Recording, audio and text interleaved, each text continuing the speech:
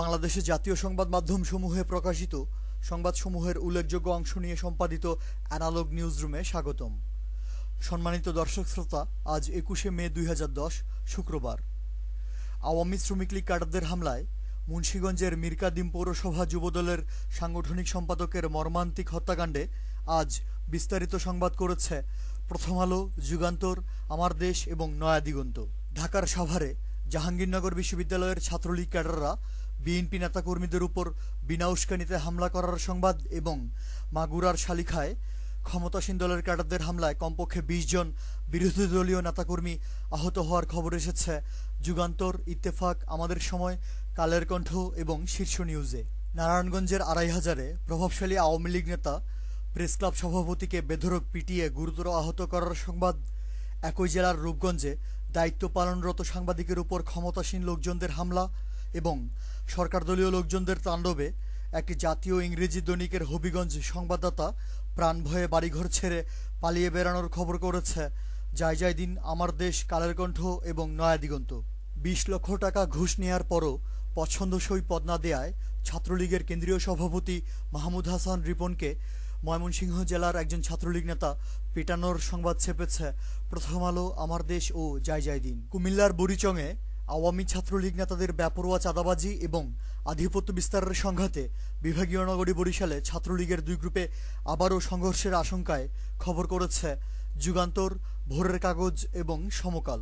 ব্রাহ্মণবাড়িয়ার বাঞ্ছারামপুরে আওয়ামী লীগ সভাপতির ফতোয়াবাজি, সন্ত্রাসী ঘটনায় আটক যুবলীগ ক্যাডারকে ছাড়িয়ে নিতে তার সাঙ্গপাঙ্গরা বান্দরবান সদর থানায় হামলা করার খবর এবং জেলা শহর বগুড়ায় শ্রমিক লীগ ক্যাডাররা থানার ভেতর পরিবহন শ্রমিক ইউনিয়ন নেতাদেরকে বেধড়ক মারধর করে গুরুতর আহত করার সংবাদ ছেপেছে প্রথম আলো, যুগান্তর, নয়া দিগন্ত ও যায় দিন।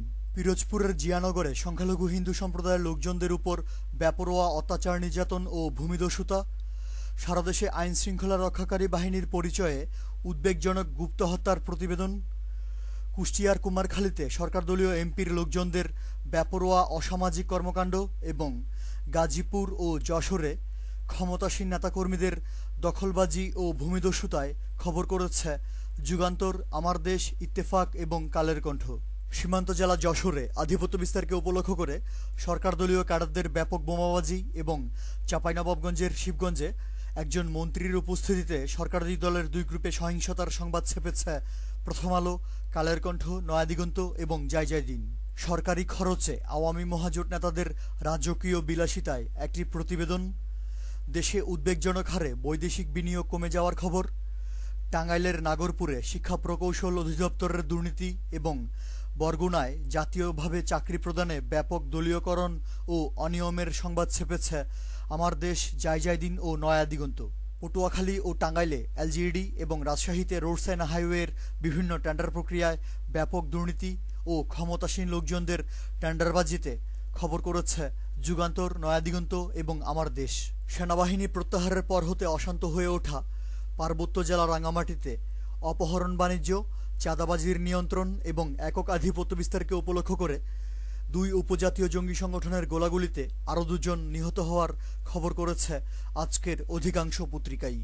লক্ষ্মীপুর ও রাজশাহীতে কৃষি ভর্তুকি বিতরণে ব্যাপক অনিয়ম এবং ডিজেল ভর্তুকির ৫.৫ কোটি টাকা লুটপাটের সংবাদ এসেছে যায় দিন ও শীর্ষ নিউজে।